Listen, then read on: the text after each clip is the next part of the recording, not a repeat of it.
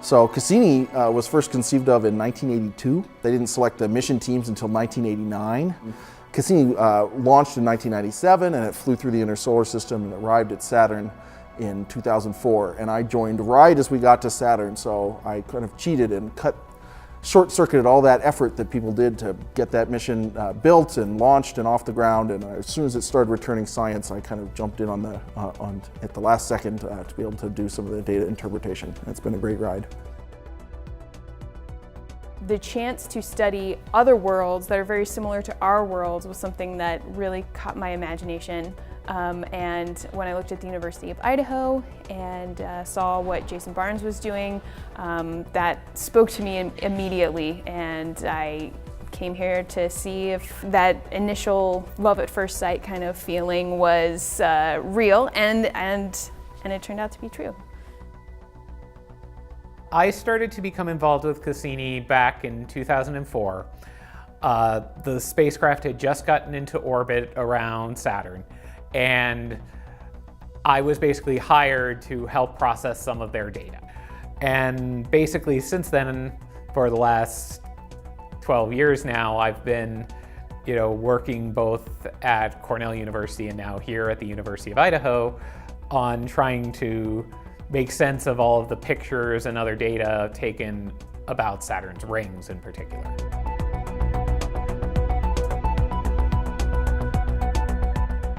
Cassini is a real Cadillac of a mission. It's been running for 14 years, and it's generated a huge, tremendous amount of science and a lot of fundamental discoveries about how planets work and about how physical systems work. And I think the discoveries at Enceladus of the water plumes that might contain potential life in them, and at Titan, where we see lakes and seas of liquid methane and organics that might be driving the process of life forward, are some of the most exciting discoveries we've made. Because I've been involved with Cassini at the end, I've kind of got that taste of the discovery and excitement part before having to do the legwork of the planning. Cassini was put together when I was in diapers, and I'm benefiting from it now, but I wasn't the one to say, oh, well, maybe we'll make sure that the instrument runs with this capability so that we can do these experiments.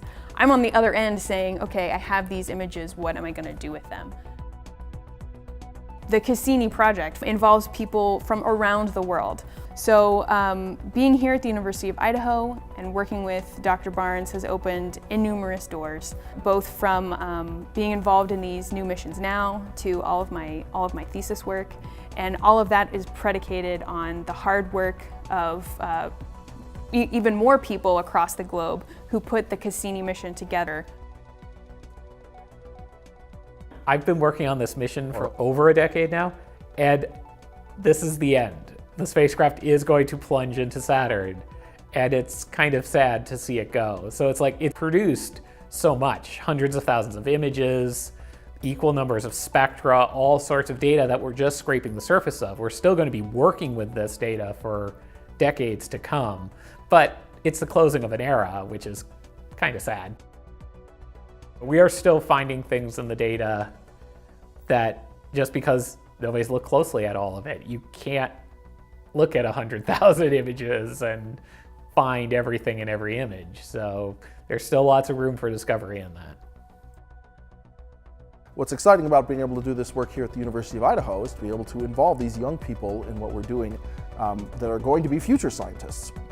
And so these are students that are working toward being a scientist and will be scientists in 5 or 10 years. It's really kind of an amazing process when you think about it, to take someone who's a newly minted undergraduate degree holder at 22 years old, and within 10 years, I try to make these new graduate students into the best people that know more than anyone else in the world about their particular topic.